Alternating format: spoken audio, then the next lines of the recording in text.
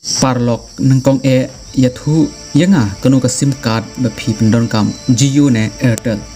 lad phi pendon kam ya ka sim card jong ka Jio te ka mut ba ka network jong phiru ka slow ha namar card ba ngatip ka Jio ka de ka network ka ba snew tam but ka ba slim ka slow tam hagning sni haka jaka ba Jio network manshwa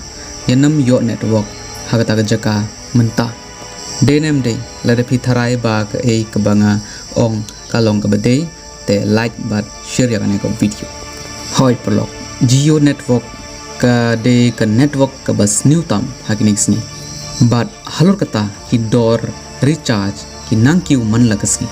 but ka network jongka ka new Haduh kata bagi brio kim sngau kwa shu ban bandon kam ya ka sim card Jio haga por badang pan mi nengkong ya ka Jio ka network jongka ka long ka bababa but mentagas ni lada don bakali yang kanu ka network ka bas new tam ngan ai karteng nengkong ya ka Jio ngan pen I ka to Katne ki plan recharge pin lingo bala Pynkiew dor Haduh Katne kumta perlok ngan pen I pi ka to Katne ki plan recharge jong ka Jio kumno Katne ka company Jio ka laptop pan ni ki customer jongka haga penengkong nin page shwa ya Katne ka plan mo Katne ka lai spa ar peu khandai tengka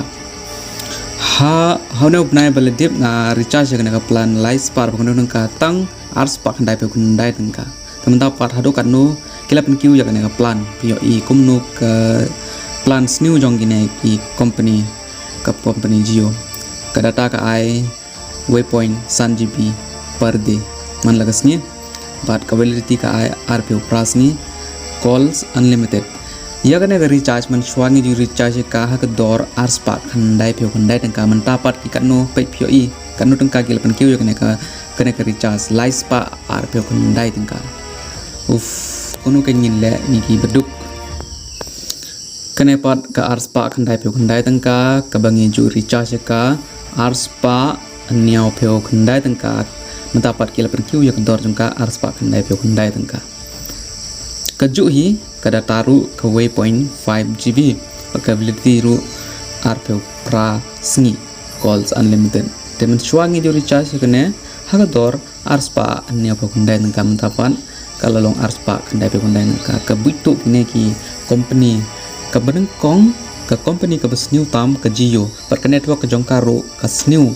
Haduh kata hakine ki sni te ngamla shu ban ong ip te sngap ba ai ka comment jong pi po comment section kumno ka network jong pi ka Jio network ka snew ne ka bhane mo